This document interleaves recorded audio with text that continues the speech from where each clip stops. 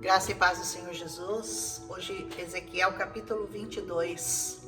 Deus continua a narrar e a dizer por que todo aquele mal que estava ocorrendo com aquela nação havia ocorrido.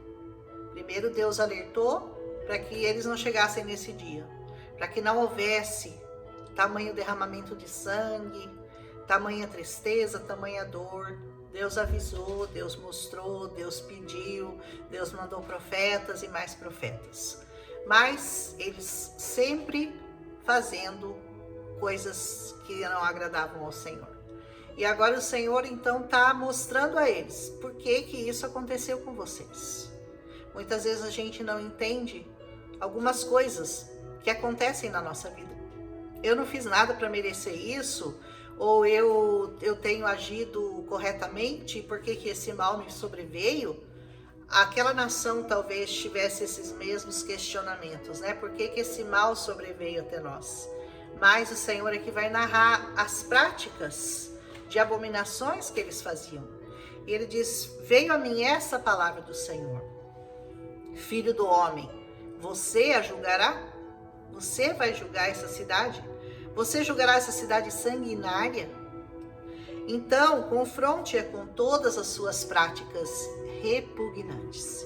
E aqui Deus vai falar de adultério, ele vai falar de derramamento de sangue, ele vai falar de contaminação com ídolos. Toda vez que ele vai falar de prática repugnante, ele cita ídolos. Uma pátria idólatra não pode ser amparada pelo Senhor. Uma pátria que se dobra à idolatria e não se rende ao Senhor dos senhores, ao Deus de Israel, aquele que fez os céus e a terra e aquele que deu seu filho para morrer por nós, não pode ser protegida contra todos esses males. Nós temos que entender que tudo isso que aconteceu com Israel é apenas uma imagem, uma figura daquilo que vai acontecer com toda a terra, porque nenhuma nação vai escapar da ira do Senhor, porque todas as nações vão ser julgadas, começando por Israel, mas todas as nações serão julgadas na presença do Senhor. Ele diz: você derramou sangue inocente. Tanto as nações vizinhas como as distantes vão zombar de você. Sabe o que você vai se tornar? Um motivo de zombaria, de escárnio. Ah, não é aquela cidade que você falou que era tão protegida pelo Senhor, que o Senhor protegia? E o que aconteceu com ela? Foi destruída. Mas por causa do Senhor? Não foi por causa do Senhor, porque o Senhor cansou de avisar. Foi por causa da prática repugnante deles. E o Senhor vai aqui, vai enumerar erros e mais erros e mais erros. Vocês... em meio deles, eles têm tratado pai e mãe com desprezo. Uma pergunta para você hoje, uma pergunta que traz um princípio: como você tem tratado seus pais? Você tem dado toda assistência? Você os tem amparado? Ou você os jogou numa clínica, num asilo, para que lá eles morram? Para que lá eles fiquem lá sendo cuidados? Não com o amor e carinho que a família deveria demonstrar a eles. Dá trabalho, mas honra teu pai e tua mãe, diz a palavra, para que seus dias nessa terra sejam prolongados. Isso é um mandamento com princípio, é um princípio que traz uma bênção. Amém?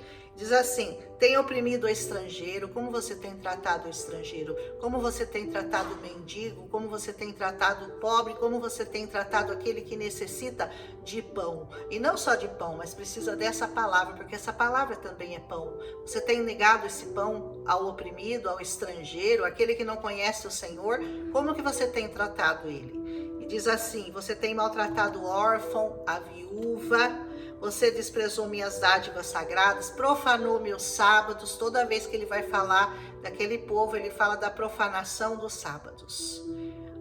Profanar os sábados não significa que eles não iam lá louvar o Senhor no sábado. Eles iam, porque o judeu faz isso até hoje, religiosamente, mas era só uma coisa exterior. Fora do sábado ou em qualquer outros tempos, eles faziam tudo isso aqui que o Senhor está enumerando, caluniadores, os que comem nos montes. Nos montes significa aqueles que vão adorar outros deuses no mundo. Praticam atos lascivos. Lascivos tem relação a sexo ilícito. Caluniadores, aqueles que desonram a cama do seu pai, aqueles que têm relação com mulheres no dia do seu fluxo. Tudo isso era considerado pecado. Deus punia, Deus pedia, Deus avisava e eles continuavam praticando, né? Um homem comete adultério com a mulher do próximo. O que mais a gente vê hoje? Qual é a prática mais comum de hoje em dia? Adultério. Larga do marido, larga da mulher, sai com o outro, sai com uma, mulher sai com o outro, o homem sai com outra, casa de novo, depois descasa. É o que mais nós temos visto hoje. O matrimônio virou uma coisa banal, não é mais aliança, não é mais um pacto que você fala amar até morrer. Deixou de ser isso e aceito, né? Totalmente aceito pela sociedade, porque quando o pecado vira iniquidade, ele é aceito por todos. Ninguém mais recrimina, ninguém, não, tem que ser feliz. Não tem que obedecer a Deus, tem que ser feliz. Não tem que honrar a sua aliança, tem que ser feliz. Ele diz assim: você empresta visando lucro, você obtém ganhos injustos, mas você verá bater as minhas mãos uma na outra, contra os ganhos injustos que você obteve, contra o sangue que você derramou. Deus está simplesmente decretando que tudo aquilo teria um pagamento, que tudo aquilo seria cobrado pelo Senhor. Ele diz: vocês vão ser espalhados entre as nações, espalhados. Até hoje você vê o povo de Deus, principalmente os israelitas, né? Eles estão espalhados pelo mundo todo. Eles foram assim, cada um, você vê um tanto na Europa, um tanto está nos Estados Unidos, um tanto está no Brasil, um tanto está na Ásia, na África, na América Latina. Eles estão espalhados. Quando o Senhor os queria todos naquela terra, e toda aquela terra era deles, tudo aquilo era deles. Se não tivessem pecado contra o Senhor, tudo aquilo certamente seria deles até hoje. Dispersei você entre as nações, espalhei você entre as terras, e darei fim à sua impureza. Quando você tiver sido desonrado aos olhos da nação, de todas as nações, você saberá que eu sou o Senhor. Não espere você passar pela desonra para você entender que o Senhor é o Senhor dessa terra e que você precisa urgentemente obedecer e seguir as palavras do Senhor. Amém? Ele fala assim: assim como os homens ajuntam prata, cobre, ferro, chumbo e estanho numa fornalha para fundi-los com um sopro, assim, também na minha ira, na minha indignação, ajuntarei vocês dentro da cidade e os fundirei. Olha o que Deus está falando que vai fazer, né? Vou reunir todos vocês lá e vou fundir vocês como se fosse numa fornalha. E diz assim: assim como a prata se derrete na fornalha, também vocês vão derreter dentro dela. E daí vocês vão saber que eu sou o Senhor, porque eu derramarei sobre vocês a minha ira. E finalmente ele continua falando, né, de todos os pecados, que eu nem vou ficar lendo aqui para não me alongar, mas o final, que é muito interessante, ele diz: procurei um homem que erguesse o muro e se pusesse na brecha diante de mim, em favor da terra, para que eu não a destruísse, mas não encontrei nenhum só. Hoje, nós sabemos que como o Senhor não achou um homem que pudesse se colocar na brecha, um homem digno o bastante para se colocar na brecha, Ele mesmo, o próprio Senhor, veio, morreu numa cruz e se colocou na brecha por toda a humanidade. Só está protegido, só está livre dessa ira quem estiver debaixo da proteção do sangue derramado naquela cruz, que há 2000 anos, há mais de 2000 anos, o Senhor vem te avisando: abrigue-se debaixo da minha graça, da graça que está em Cristo Jesus. E ele diz: caso contrário, sabe o que vai acontecer? O que aconteceu aqui, com essa cidade: derramarei sobre eles a minha ira, consumirei com todo o meu furor, sofrerão as consequências de tudo o que fizeram. Palavra do Senhor. Se você quer buscar o perdão dos seus pecados, é tempo de você se abrigar nesse aqui, que está na brecha por nós, que a ira do Senhor ainda está sobre ele. Até que ele volte, você vai estar protegido contra essa ira, e que um dia ela será derramada sobre toda a terra.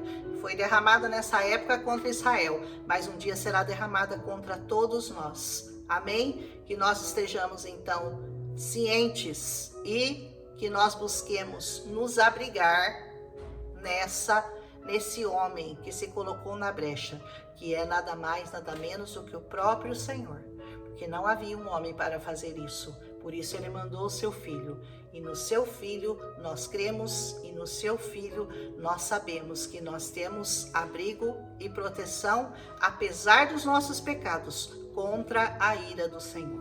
Amém? Vamos meditar nessa palavra aqui, porque quase todos os capítulos de Ezequiel são advertência do que aconteceu com Israel, é o que vai acontecer com toda a humanidade. Todos nós um dia passaremos por esse julgamento e nós sabemos que nos últimos dias será muito pior do que aconteceu aqui nessa cidade, que nós sabemos que já foi bem terrível. Amém? Um abraço em Cristo Jesus e até amanhã.